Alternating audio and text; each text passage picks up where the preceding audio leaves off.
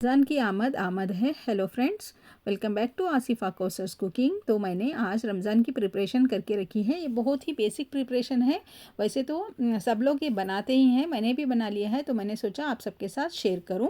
ये अगर बनाकर हम रखेंगे तो ये पकाने में हमें बहुत ही आसानी होती है। रमज़ान का मतलब ये नहीं कि हम बहुत सारा खाना बनाएं और बहुत सारा फ्रीज़ करके रखें, लेकिन रमज़ान में खाना बनाना अभी एक इबादत है। हम इबादत को भूलकर खाना बनाने में ही मसरूफ़ हो जाएंगे तो फिर इबादत कैसे करेंगे। तो इसलिए मैंने थोड़ी सी प्रिपरेशन करके रखी है। तो पहले मैंने एक कढ़ाई में यहाँ पर धनिया को भून लिया है। धनिया को थोड़ा सा भूनने के बाद इसे मैंने ठंडा होने के लिए रख लिया है।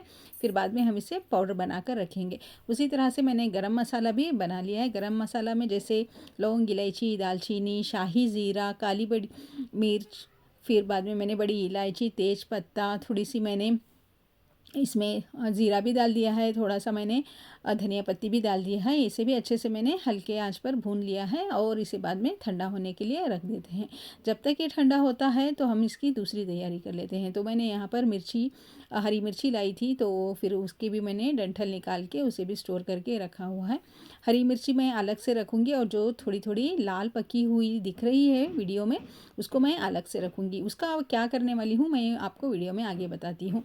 तो यहाँ पर मैंने एक डिब्बा लिया है, नीचे मैंने एक टिश्यू लगा दिया है और उसकी जो पीछे की डंडियाँ होती हैं उसे मैंने निकाल कर इसमें रख रही हूँ। इसे बहुत सारे दिन तक हमारी हरी मिर्ची ख़राब नहीं होगी और बहुत दिन तक ये चलेगी।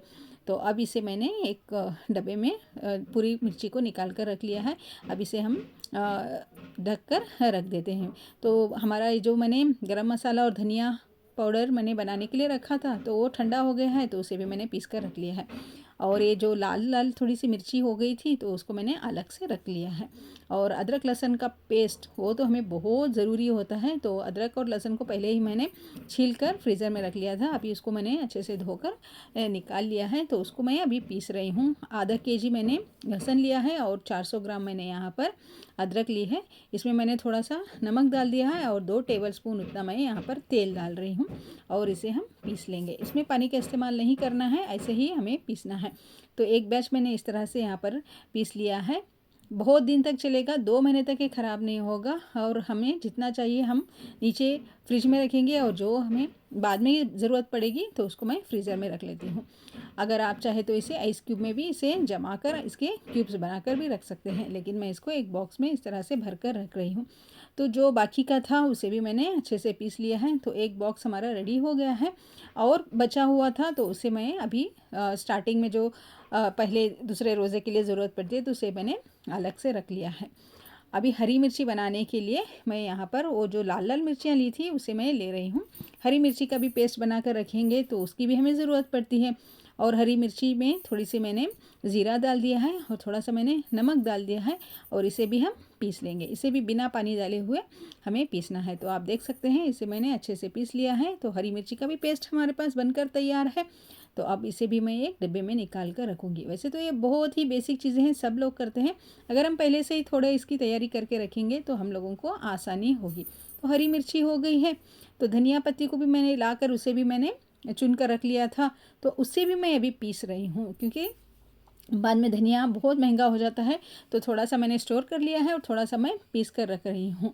पीस कर रखने से कभी कभी हम लोगों को बिरयानी में यूज़ होता है, खुशके में यूज़ होता है, खुरमा में इसकी ज़रूरत पड़ती है, कभी कभी हरी चटनी बनाने के लिए भी ज़रूरत पड़ती है। तो यहाँ पर भी मैंने इसमें थोड़ा सा नमक डालकर इसका पेस्ट बना लिया है और इसे भी अब मैं स्टोर कर रख रही हूँ। तो एक डिब्बे में निकाल कर मैं इसे स्टोर कर रही हूँ। चाहे तो आप इसके भी आइस क्यूब्स बनाकर रख सकते हैं। तो देख सकते हैं आप, हरा धनिया भी मैंने पीस कर रख लिया है।